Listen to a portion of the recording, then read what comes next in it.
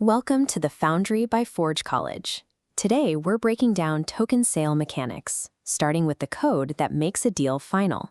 You just wrapped up the capstone on assembling your decision framework for smart wallets. Those integration patterns, like allowance approvals and transaction bundling, are your exact starting point for this new challenge.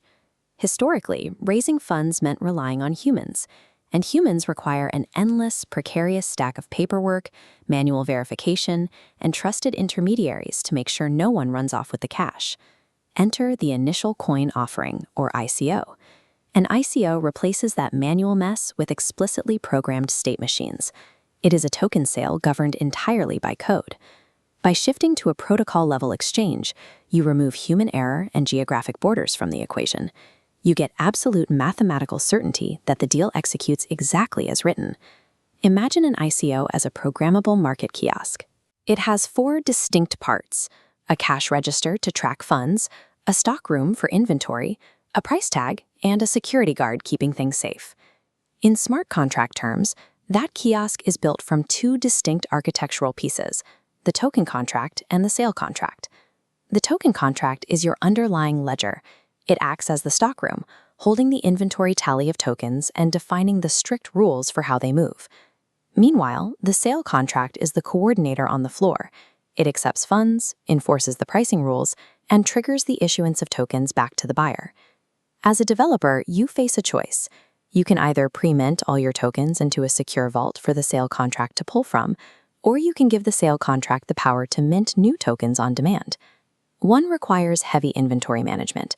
The other creates a concentrated point of authority.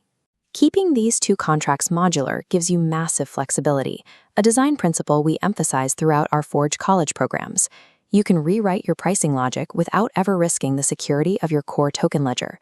Let's follow the gauntlet a buyer actually runs.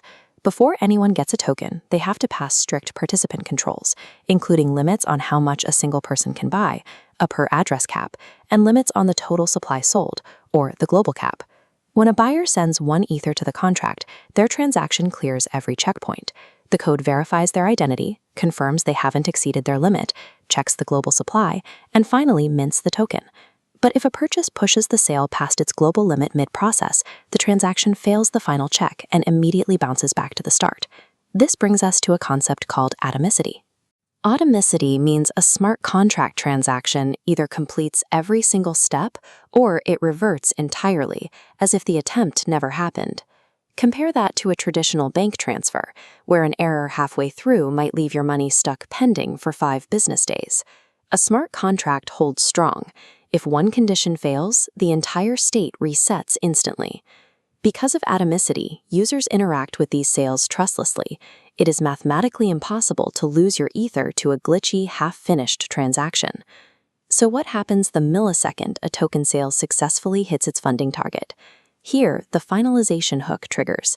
The code automatically moves raised funds securely from the sale contract directly to a treasury address. Simultaneously, it mathematically revokes the sale contract's minting privileges, cutting access to prevent any future unauthorized minting. These finalization steps highlight a major developer trade-off. You can place compliance tools like Know Your Customer checks directly on-chain for transparency, or keep them off-chain for a faster user experience. One prioritizes auditability, the other prioritizes speed. These basic mechanics are the exact foundation you'll use to build complex pricing models in our next lesson, including Dutch and batch auctions. To explore our full catalog of Web3 architecture courses, visit forge.college. In smart contract development, trust isn't earned, it is structurally engineered. Thanks for watching.